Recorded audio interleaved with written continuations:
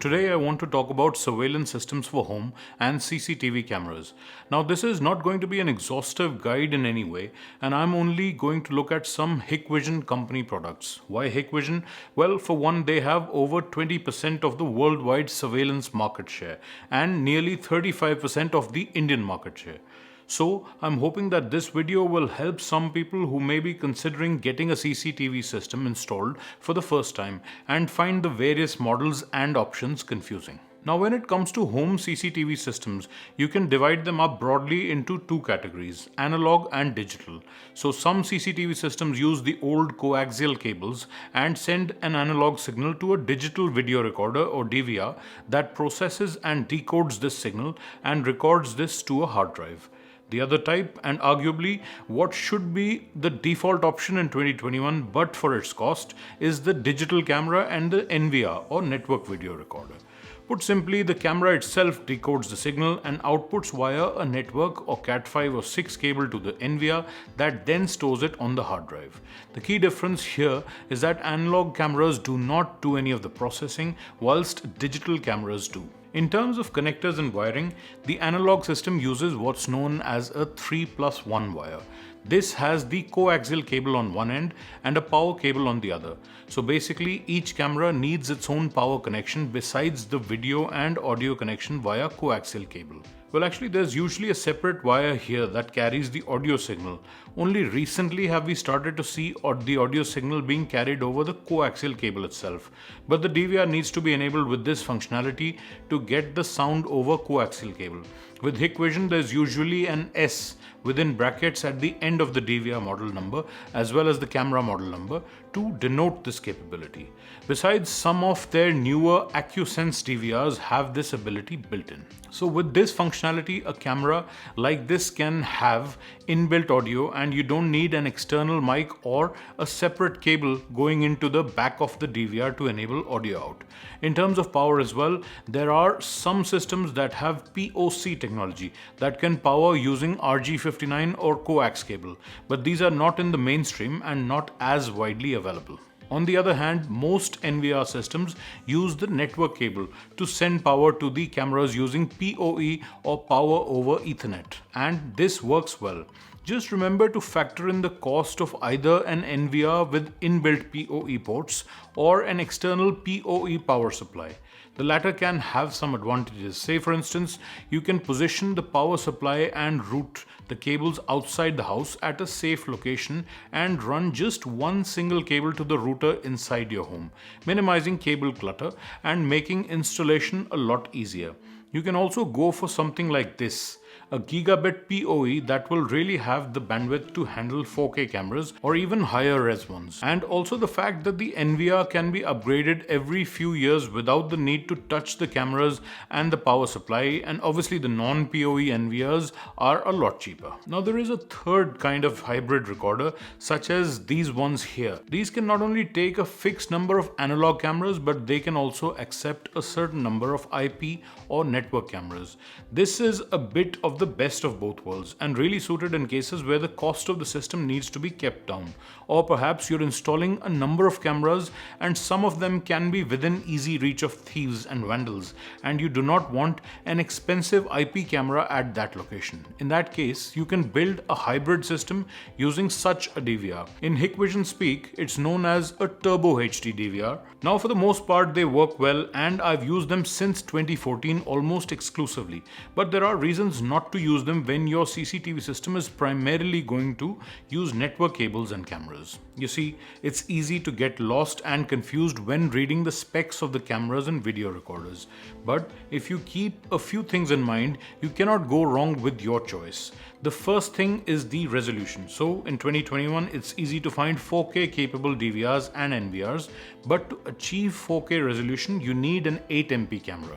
These are still not in the affordable range and can be prohibitively priced, especially with network cameras. 4, 5MP and 6MP are much more mainstream and will form a good basis to start if your budget allows. So here's 5 different types of CCTV cameras. First, you have the bullet camera that goes outdoors and usually comes with an IP67 rating to resist rain, and they are available in both plastic and metal bodies and are well suited to be placed outside. This is a mini bullet 5 megapixel analog camera with inbuilt audio, and it costs just 1900 rupees, which means you can build a very cost-effective analog camera system with great resolution using these cameras. And this is a dome camera that usually gets installed indoors and is not as weather resistant.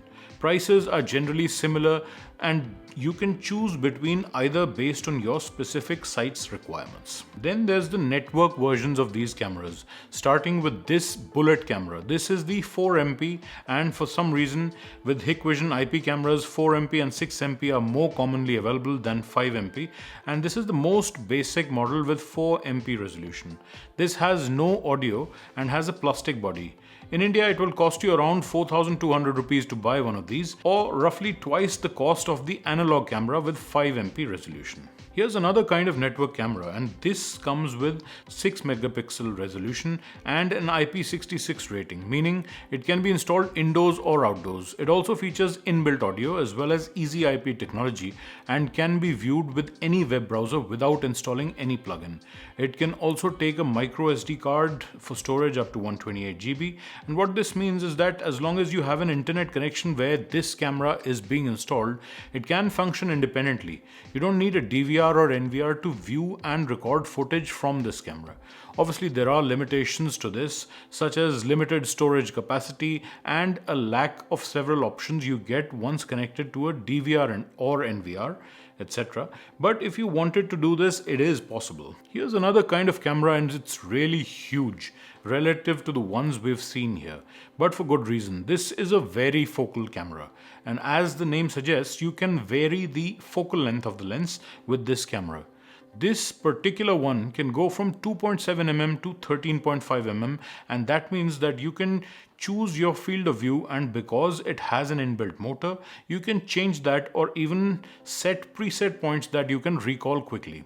This is different from a PTZ camera that can be freely controlled using on-screen PTZ controls or even a joystick, and gives you the freedom to move around as needed. Those are really expensive, and in some cases will exceed the cost of an entire CCTV system with just one camera.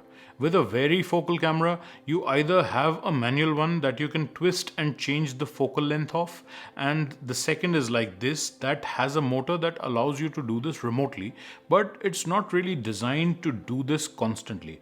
It can't move left and right, obviously, and zooming in and out also takes time and sometimes needs manually focusing.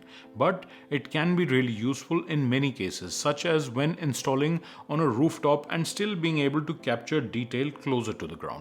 But even more importantly, when choosing a camera, you should look at the kind of sensor it uses, and in the case of network cameras, its decoding capabilities.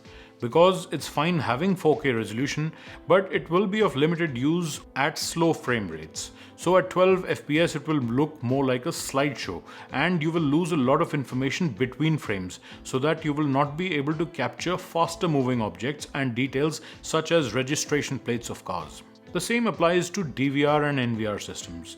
You need to look at their bit rates. In fact, coming back to my earlier point, the main reason for not choosing even a hybrid DVR versus an NVR is their limited bandwidth and as a result limited decoding capabilities. For example, this DVR here supports IP cameras up to 8MP resolution and 5MP analog cameras, but has a max bitrate of only 10 Mbps, and as a result, it can only do 8MP at 15 FPS and only supports 4MP or lower cameras at 25 frames per second or above. This is not that bad for DVRs, as earlier ones could only do 8MP at 12 FPS. Compare that to this one here, and this has a higher max bitrate of around 16 Mbps as it supports more cameras.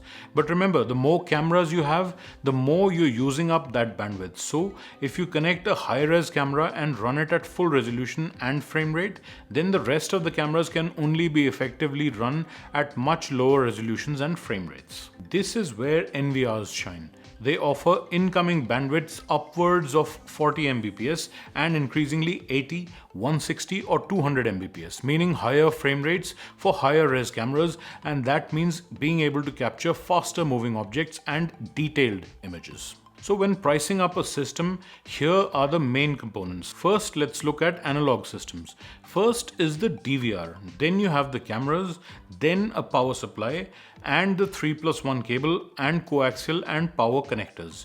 You also need a hard disk to record the footage. It's a similar story when it comes to NVR systems, and the main components are the NVR itself, the hard disk, the cameras, the Ethernet cable, the RJ45 connectors, and a gigabit or non-gigabit power supply if your NVR comes without inbuilt PoE ports. So in summary, when evaluating a CCTV camera, look at its lens and its field of view, although this can be limited in choice in certain regions. And when looking at an NVR or DVR, look at the frame rates offered and the bit rates it is capable of. More often than not, this will tell you if it's a capable system or just a pretender. Now, this was by no means an exhaustive guide, and there are many more variations possible with CCTV systems and components. But the point I'm trying to make here is that unless budget is dictating your purchase, then you should use these basics to evaluate the performance of any CCTV camera or DVR or NVR. If you look at these metrics, you will not go wrong with your purchase. I hope this went some way in clarifying or at least introducing you to the world of surveillance systems and CCTV cameras. Thanks for watching, and I will see you in my next one.